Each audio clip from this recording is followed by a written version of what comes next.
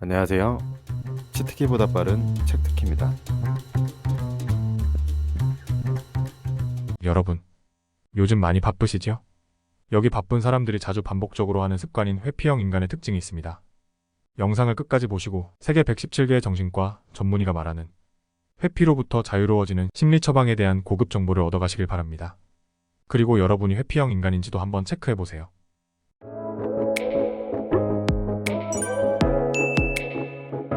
밀린 드라마도 몰아서 봐야 하고, 분위기 좋은 카페에도 가야 하고, 맛집도 다녀야 하고, 일도 해야 하고, 운동도 해야 하고, 경조사도 챙겨야 하고, 책도 읽어야 하고, 투잡도 해야 하고, 공부도 해야 합니다. 물론 사람마다 각자의 하루 스케줄은 다르겠지만, 스케줄이 꽉 차서 어떤 일을 미루어야 할 때 공교롭게도 매번 같은 일을 미루고 있다면, 당신은 무의식적으로 그 일을 회피하고 있다는 뜻입니다. 물론 이런 말을 할 수도 있습니다. 나는 운동하는 걸 절대로 회피하지 않는데? 설마 내가 다이어트 하는 걸 회피한다고? 근데 사실은 맞습니다. 운동을 하거나 다이어트를 한다는 생각만 해도 힘이 들고 괴롭고 또 실패할까봐 두려워서 행동조차 하지 않는다면 당신은 회피하는 겁니다. 회피는 하면 할수록 더하기 싫어집니다. 왜냐하면 상상으로 불어난 공포심과 두려움 그리고 불안이 100배 더 가중되기 때문이죠.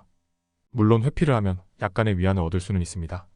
하지만 실제로 문제가 해결되지는 않습니다. 계속해서 머릿속에 그 문제가 남아있기 때문이에요. 그러다 보면 회피가 가져다주는 안락함에 빠져들고 방치된 불안과 두려움은 시간이 지날수록 눈덩이처럼 불어나 점차 당신을 완전히 침몰하게 만들 겁니다. 반드시 이를 직시해야 변할 수 있습니다. 두려움은 당신의 내면의 산물이에요. 당신은 일시적으로 그 일을 피할 수 있겠지만 자신의 마음까지는 절대 피할 수 없습니다.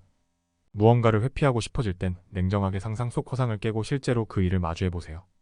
상상이 만들어낸 것보다 훨씬 간단하고 쉬울 수 있습니다. 한국 사람들은 특히 완벽주의자 성향 때문에 실패를 두려워합니다. 우리가 실패를 진짜 두려워하는 이유가 뭘까요? 우리는 완벽한 자아에 대한 환상을 놓지 못하고 불완전하고 결점을 지닌 자신을 대면하지 못하기 때문에 실패를 두려워합니다.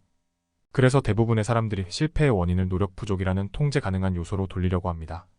그런데 이는 연약한 자존심을 보호하기 위한 행동에 지나지 않습니다.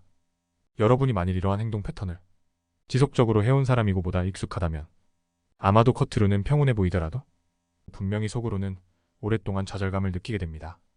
우리는 자신의 불완전하고 평범한 모습을 받아들이는 일을 배워야 합니다. 그리고 이는 인생에서 누릴 수 있는 최고의 즐거움 중에 하나입니다. 평범함을 인정해야 기필코 성공하려는 압박감에서 해방될 수 있고 결과와 상관없이 과정을 즐길 수 있기 때문입니다. 경쟁에서 졌다고 해서 인생에서까지 진 게 아닙니다. 최선을 다했다면 얻은 실패는 창피할 일이 아니죠? 여러분 인생에서 마음껏 즐기는 일보다 더 중요한 게 또 있을까요? 그래서 우리는 자기 수용을 배워야 합니다. 자기 수용은 자신과 다른 사람의 장단점을 이해하면서 동시에 자신이 만족하는 것을 말합니다.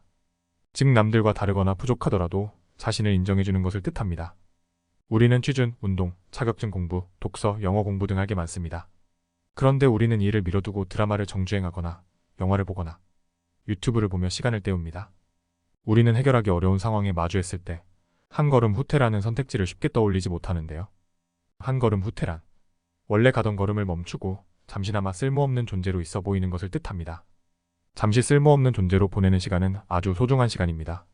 실제로 이렇게 자기 수용을 잘하는 사람은 스트레스도 덜 받고 괴로운 일도 적습니다. 비교를 하지 않음으로써 행복해지는 것이죠. 자신과 다른 사람을 객관적으로 바라봄으로써 자신의 개성에 만족하는 것입니다. 또 다른 사람과 관계를 맺더라도 본 모습을 잘 드러내며 좋은 인상을 남기려고 자신을 애써 감추거나 부정하지도 않습니다. 그러니 절대로 자신을 비난하거나 부정하지 마세요. 그렇다고 해서 달라지는 건 없습니다. 더 나은 사람이 되지 못했다고 해서 자신을 탓한다면 무력감과 초조함이 극심해져 부정적인 감정만 커지게 됩니다.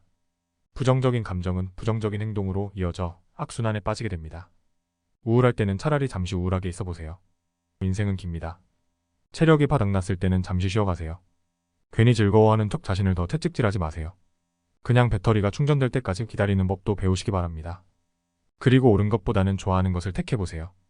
옳은 선택을 하려고 지나치게 집중하다 보면 무엇을 선택해야 할지 모르게 됩니다. 사실 옳다라는 기준은 언제나 판단하기 어려워요.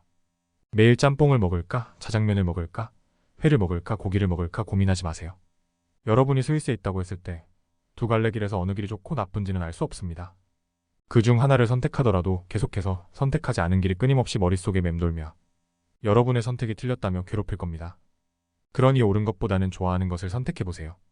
좋아하는 것을 고르면 옳은 선택이 될 가능성도 커지기 마련입니다. 내 선택을 사랑하고 받아들이는 것이야말로 최선의 선택입니다. 그러니 지금 당장 떠오르는 그 생각을 아주 작게라도 시작해보는 게 어떨까요?